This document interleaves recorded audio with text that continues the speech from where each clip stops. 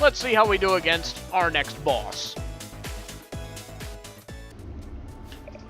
Hypno Baron, your chanting days are over, mister.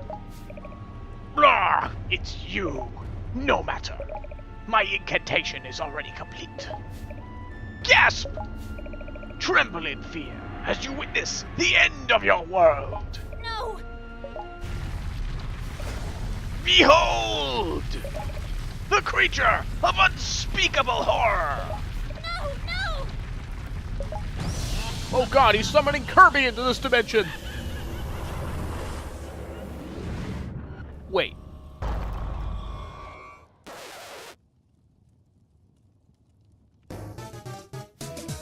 Yo! Huh?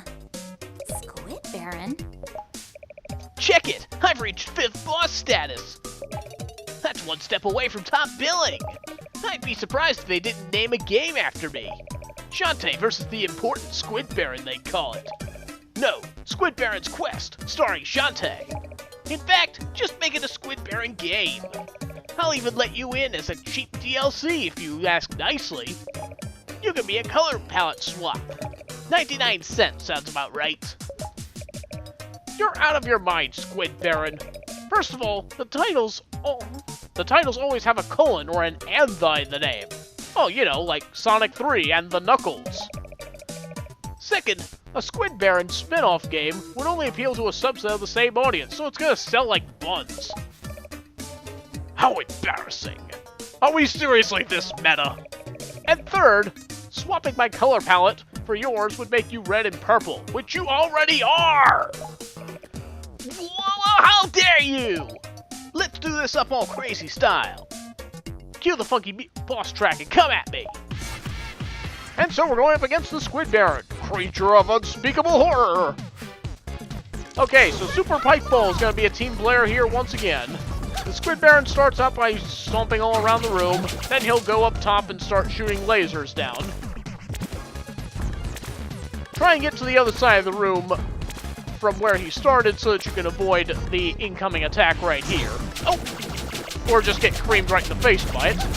Then try and follow right behind him with the Super Pipe Ball as well as your hair attack, and you can do some pretty hefty damage to him this way. Careful because he will inch forward to redo his entire attack pattern, but there you go. He's not too terribly hard in the first phase, as long as you keep your distance. But things are about to get a little nastier because now the Hypno Baron is going to join him. Dual Barons, dastardly duo. Take them both down! So he's going to start by having the Squid Baron slam the ground right around where you are, so just move out of the way and wait for your chance to attack.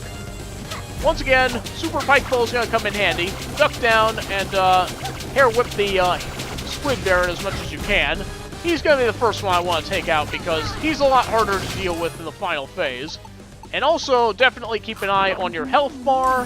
If you notice it's starting to get pretty low, go ahead and use one of your food items so that you can stay in this fight. But yeah, once again, just focus on one of the Barons and then take on the other one, guns a-blazing. I would much rather have the Squid Baron out of the way because this attack he's going to do a lot of if he's the only one on screen at the time. The mirror ability can also be used to reflect Squid Baron's attacks back to him, so that can come in handy as well. Ugh. Expect to take a lot of damage during this fight as well. You definitely want to make sure you're coming into this fight with plenty of heart holders already. Okay, that takes care of Squid Baron at least. Now, the way the Hypno Baron moves around is in these kind of a figure 8 pattern, where he goes in 2 circles and then switches over to the other side. So you can kind of use that to follow him around wherever he's going to go. Okay, looks like I'm going to need some more magic here, so we'll go ahead and use my potion. And let's keep the pressure on him. Once again, just kind of keep your distance. He moves in sort of a predictable pattern, so getting hits in shouldn't be too hard. The green bits of the fire only at the ground level actually hurt you, so you can actually jump through it without getting damaged by it. But there you go, Hypno Baron is out of the way, and that does it for this world. Oh my gosh, I think I blew him up for good! I hope you're happy now, Hypno Baron. Sniff. He might have been a big jerk face, but deep down he just wanted to be loved. Oh, he will be. You see, I summoned him here to option his merchandising rights. Say what? Squid Baron hats and mugs and t-shirts, crew necks and regals. Get yours today. But whatever happened to ripping open the fabric of space-time and washing away human kindness, sea of eternal woe? Who told you that? No, it's gracing the fabric of leisure time and blowing away humankind in a sea of heavy weave 100% cotton comfort. Oh. Squid Baron merch will fund evil for all eternity.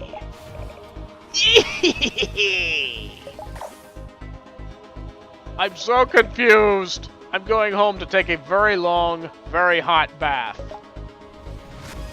Between the end of the world, fourth wall jokes, and Squid Baron memorabilia, I'm sure we could use one. But with that, we are through with the Hypno Baron Castle. Not a terribly long one, probably because there's only 2 levels in it, but yeah, it was a thing. And with that, we can now take hold of the final transformation in the game. The last of the major ones, anyway. And this is another returning dance from the Game Boy Color. It's the Harpy Dance. This lets you turn into the bird creature once again, which, like before, has barely any traction to speak of while on the ground, but it can fly you pretty much anywhere you want to go without too much issue. And hey, as long as it's got bad traction, we can do silly things like this. Moonwalking! So, yeah, that's a thing now. This is going to allow us to get to pretty much any point in the game without any issue whatsoever.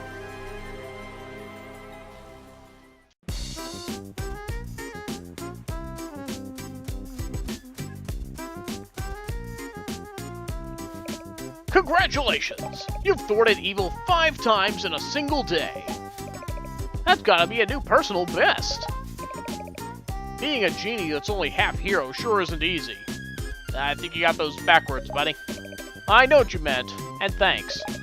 But now, I really owe it to Uncle to get that final component. So, what is it anyway, Uncle?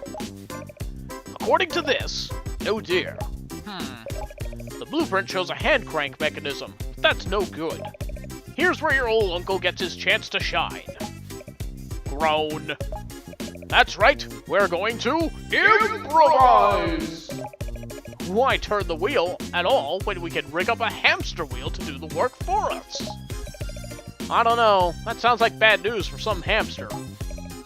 Hey, I know. A regular hamster will get tired and need to rest, right? But a zombie hamster will happily run all day long. Brilliant! It's settled then. The zombie hamster will be our perpetual energy source.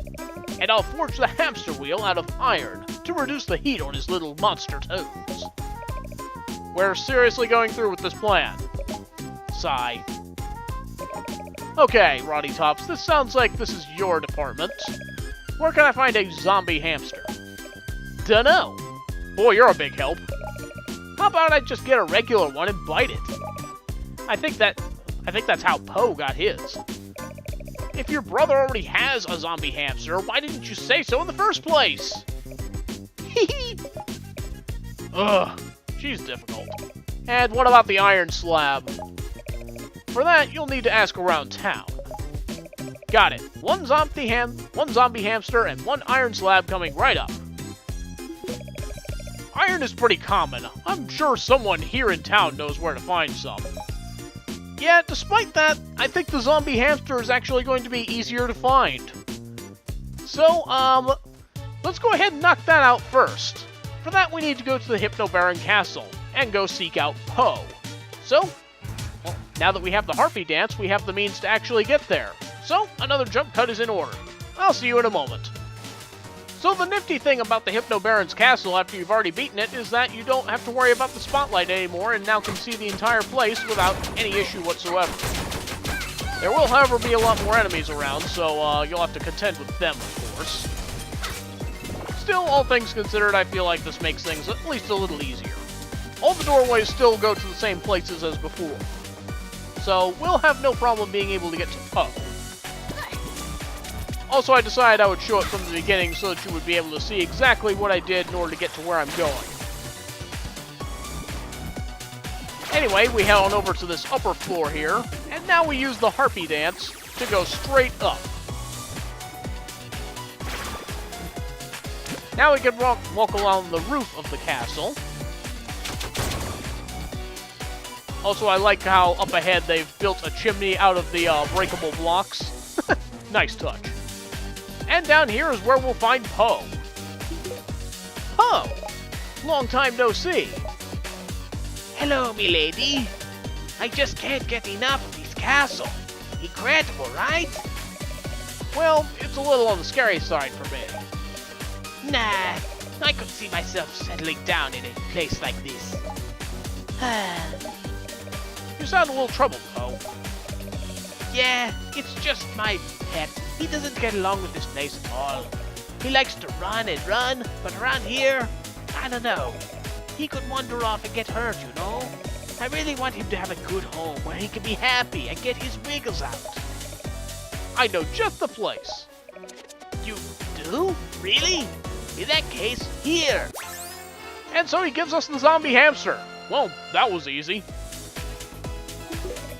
Aw, isn't he cute? He has a lot of spunk, so make sure he's got a nice big hamster wheel to run on, okay? Yeah, we're gonna be sorting that out next, in fact. So let's head on back to town and see who can help us out with that little task, shall we? Alright, so let's have a look at some of the people around town and all the tasks that they have for us that will probably lead us to our iron slab. Oh, hey, honey melon. Just me, Grandma Blobfish, same as before. My grandkids are off watching the moving picture shows. Do you think my hat looks too old-fashioned? The grandkids said I need to find a new hat. I don't know, something more modern is called for, I guess, suppose. Can you help me out again? Find me a hat that looks nice. I'll wait here, same as before. Okay, so yeah, Grandma Blobfish is in town and she's looking for a new hat. I'm sure we'll be able to sort that out soon enough. We also have this little kid over here with an exclamation point. I just saw the Azor Knight over at the item shop. Alright, so, off to the item shop. And sure enough, there he is. I am the Azor Knight. You! Were you sent forth by the Crimson Knight to retrieve his regal headgear? I would not yield to a knave such as yon.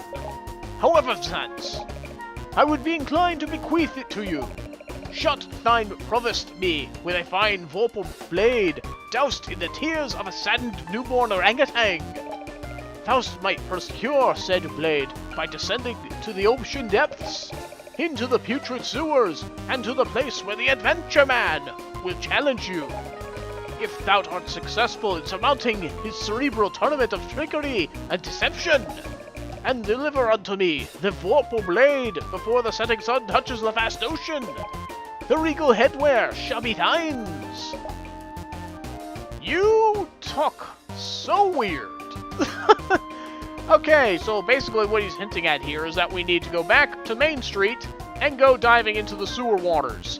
So let's head on over there and see what we can find. Okay, so here we are at the point that we need to be. This is the third section of water in the first part of Main Street, and here is where we need to go ahead and do our diving in mermaid form. Also worth noting is that there's these starfish enemies that are normally hostile to Shantae, but in mermaid form will actually become your ally. If you have a certain attack, they'll be able to shoot projectiles for you at your enemies. But more on that later. Anyway, here is the advertised Adventure Man. Hey girl, I'm the Adventure Man. You an adventurer like me?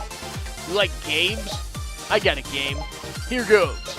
Okay, guess what? Monkey butt.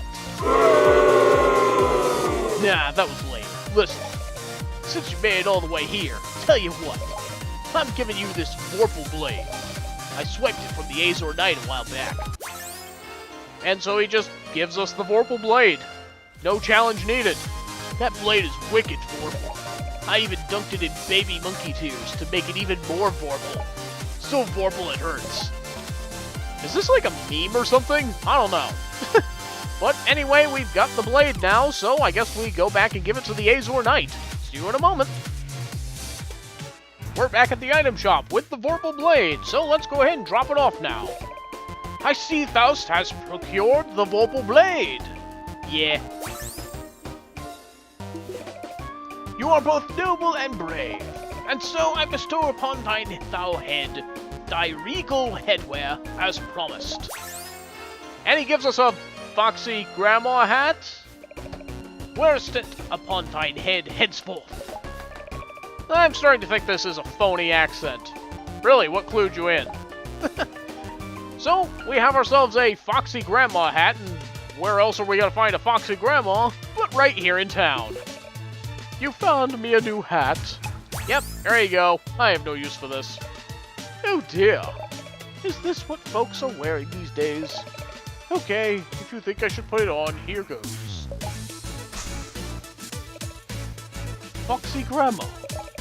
Oh, sweet mama, I look hotter than a fricassee tubeworm. Foxy Grandma. Words to live by. This hat has given this old gal thoughts of springtime, if you know what I'm getting at. In fact, I think I feel a romantic song coming on. Now I hope this ain't too hot and steamy for general audiences. Here goes. That's a great song. And it gets us a mermaid bubble. A new relic. Oh dear, now that didn't go to plan. That mermaid bubble must have been stuck somewhere deep down inside along with my feelings. Well, you can keep it. Okay, and so she inadvertently just gave us a new attack for mermaid form. A bubble attack, very similar to the one from Risky's Revenge. It basically lets us shoot at stuff from underwater. Movie trivia. Have you seen the animated classic, The Little Bog Shagan? It's the classic tale of a fish girl who dreams of marrying an iron slab. Fun fact, it's a true story. The fish girl's underwater cave really exists, somewhere beneath the desert oasis. If you could blast open the passageway, you could see the object of her affection. Okay, and that's basically our clue in to go diving in the waters of the Scuttle Town area. So, another jump cut. Boy, we are just going all over creation, aren't we? Anyway, see you in a moment. Okay, so here's the body of water that we need to get to in mermaid form, so let's go diving. And here we can see our mermaid bubble in action. You can shoot at enemies and pop, there they go. And they can also be used to shoot away these cracked walls. Really doesn't seem like a bubble should be strong enough to do that, but, well, there you go. Once again, keep your distance when you shoot these enemies because they do explode and you can be hurt by the explosion. These little fish here are also a little beefy. They take 2 shots in order to bring down. So, you can try and shoot them down or just avoid them outright. I think it's easier to just avoid them personally. Anyway, takes us into this sewer and we find ourselves the iron slab. For some reason, it looks like a carving of a guy. But, yeah, there we go. We now have the iron slab, we have the zombie hamster, and now we can complete the Dynamo. Let's head on back to Scuttle Town and finish this off. Alright, we are mere moments from the completion of the Dynamo. But, before we go ahead and do that, I'm gonna head on over here. Oops, didn't mean to talk to you right there. Yeah, I'm gonna head on over here and save the game, because we are actually about to go into a bit of a plot explosion here, and I kind of want to set up a save point at this point. So, let's head on inside, and deliver the last parts to Mimic. When you've got both the zombie hamster and the iron slab, bring them here. Uncle, I've got the iron slab for you, and a hamster too. Perfect. Here, let me take those from you. Careful now. So we give him the hamster and the iron slab. He's perfect for my machine. Now we just mash the ugly iron slab into my hamster wheel mold. Carefully place our fuzzy friend inside, and attach the wheel in place. This looks perfectly natural. Like that! And voila! The Dynamo is complete! Did I miss anything? Nope, you're just in time. Gather round, everyone. Let's fire it up and see what happens. Finally. We're ready, Uncle. I hope it explodes. Here we go.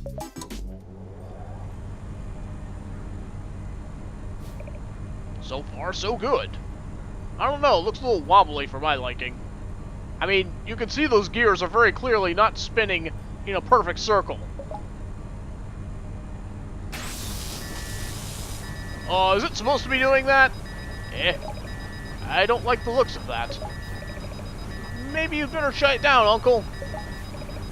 Too dangerous! Look out!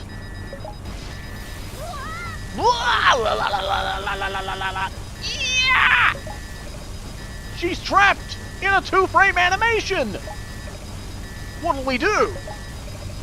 I can't switch it off! If only we had had an off switch on that hamster! Ho ho! Ho ho ho! Ho ho ha ha ha! Prepare for trouble as I make my claim! And make it double, I'm not in this game! Just look at you poor, confused simpletons! This is your doing, isn't it? If you've harmed my little girl, You'll what? Build another machine to stop me? You really are an old fool. You think I'd return the blueprints willingly? You swapped blueprints! That's right. You've been building the machine to my specifications. Your design was flawed from the start.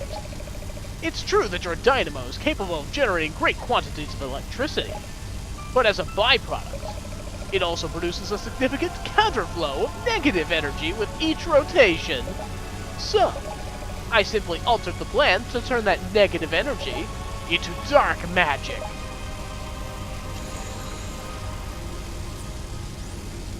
Oh no, Shantae's been palette swapped, and looks very similar to Risky. Why? An experiment, of course. As you can see, I've successfully inverted the runt's magic. I've changed her from good to evil. You monster! Let her go! Ha! I have no intention of keeping her. The runt has served her purpose. Next, I'm going to modify the dynamo to generate dark magic on a major scale. You see, the power to corrupt a single half-genie is fine, I suppose. But why stop there? Did you have that in waiting the whole time? When I can use this machine to reverse the magical polarity of the entire Genie realm!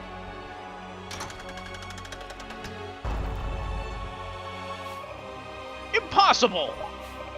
Not anymore, thanks to all of you.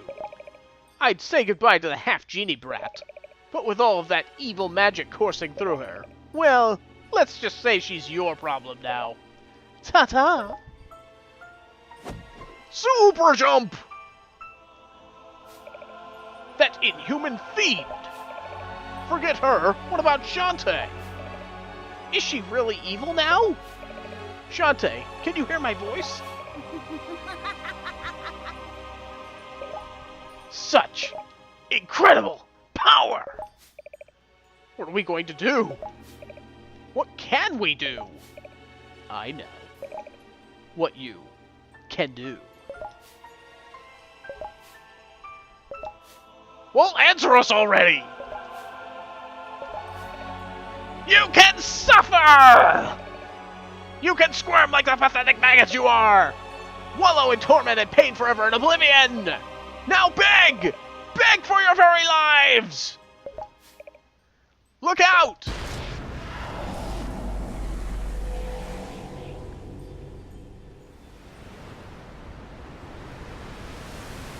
And here is actually where we wind up hitting a crossroads in the story. See, it's actually been said that, canonically speaking, this is where one of the DLC episodes begins. So I thought it might be a fun idea to tell this story chronologically, and so we're going to be taking a little break from the Shantae playthrough, And in the next part, we're actually going to begin that DLC episode. So join us next time as we begin Friends to the End. See you then!